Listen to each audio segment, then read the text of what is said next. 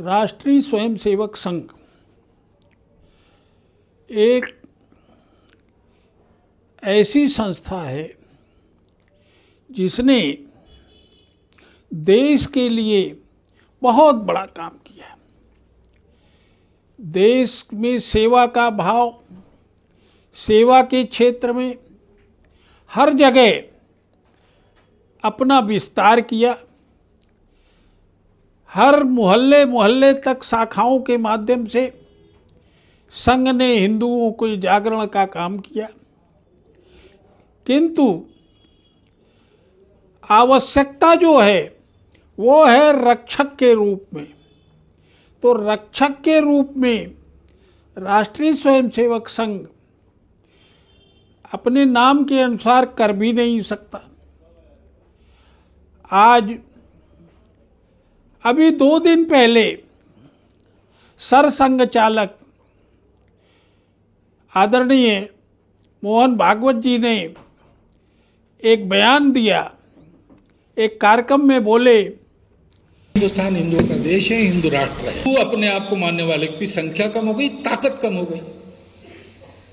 पहले ताकत कम हुई, फिर संख्या कम हुई, और इसलिए वो पाकिस्तान भारत नहीं रहा, हिंदुस्तान नहीं बना। और अपने देश में भी देख लो, कहां कहां गड़बड़ है, कहां कहां अस्थिरता है, कहां कहां देश की अखंडता एकात्मता को खतरा है, कहां कहां पर सामाजिक और आर्थिक समस्याएं बड़ी तगड़ी है। आप देखेंगे हिंदुओं की संख्या कम हो गई, हिंदुओं की शक्ति कम हो गई, या हिंदुत्व का भाव कम हो गया। भारत हिंदुस्तान है, हिंदू और भारत अलग हो नहीं सकते।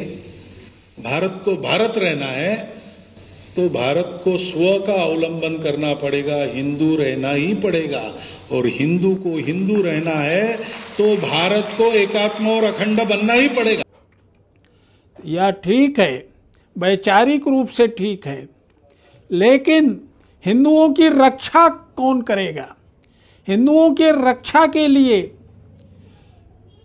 संघ ने क्या योजना बनाई? हमारे माननीय प्रधानमंत्री जी स्वयं अपने को देश का सेवक, चौकीदार कहते हैं, और वास्तव में उन्होंने सेवा के क्षेत्र में, चाहे वो शौचालय का काम हो या जनमानस की सेवा का काम हो, 125 करोड़ की जनता के लिए उन्होंने अपना हृदय खोल करके सभी के लिए सेवा की तमाम योजनाएं लागू की। वो तो इतना बड़ा कार्य जो राष्ट्रीय स्वयंसेवक संघ निरंतर 75 वर्षों से करता आ रहा है, लेकिन अब सनातन बोर्ड ने सब चीज़ों का मंथन किया, हर क्षेत्र में विचार किया और ये तय किया कि आज आवश्यकता हिंदुओं की, सनातन धर्म की, सनातन संस्कृति की रक्षा का कार्य अब सनातनियों को खुद करना पड़ेगा, सनातनियों को आगे आना पड़ेगा। सनातन बोर्ड सभी देश विदेश पूरे विश्व में फैले हुए सनातनियों को आह्वान करता है कि आप सनातन बोर्ड से जुड़ें।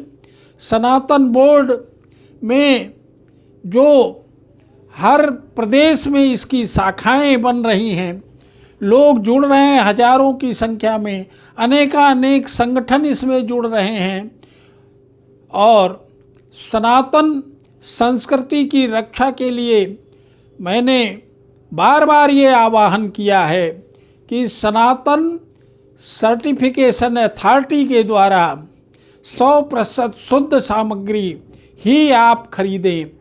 इसलिए सभी उद्योगपतियों, सभी मैन्युफैक्चरर्स जो खाने की वस्तु या अन्य वस्तु, उन सभी को आह्वान करता हूं सनातन बोर्ड की ओर से कि आप अपना हलाल की बजाय सनातन बोर्ड से पंजीकृत हों और सर्टिफिकेट अपना ले करके अपने प्रोडक्ट में सनातन सर्टिफिकेशन अथॉरिटी द्वारा मान्यता प्राप्त ऐसा आप उसमें प्रकाशित करें, जिससे कि हमारी सनातन संस्कृति की रक्षा हो।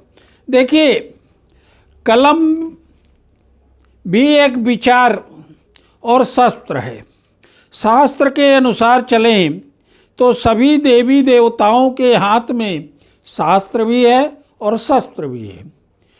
तो जो कलम के पुजारी हैं वो अपने को कलम को ही शस्त्र मान करके इस तरह से कार्य करें। वैचारिक बुद्धिजीवी वर्ग जो हैं वे अपने विचारों से एक क्रांति लाएं, अपने विचारों के माध्यम से, चर्चा के माध्यम से चौराहे चौराहे पर, गांव गांव में 6,25,000 जो भारत के गांव हैं उनमें सनातनियों को अब खड़ा होना होगा, जागरूक होना होगा। आप इसमें जुड़ें और जुड़ करके जितने भी संगठन हैं, जितने भी व्यापारी हैं, जितने भी उद्योगपति हैं, जितने भी विद्वान हैं, उन सबको चाहिए कि सनातन बोर्ड अब सनातन संस्कृति की रक्षा के लिए पूरी तरह से मैदान में उतर चुका है और पूरे देश में हर सनातनी तक यह बात पहुँचे। इसलिए अधिक से अधिक लोगों तक आप हमारी सनातन बोर्ड की बात को पहुँचाएं, यही आशा करता हूँ। इसी विश्वास के साथ जय भवानी, जय सनातन।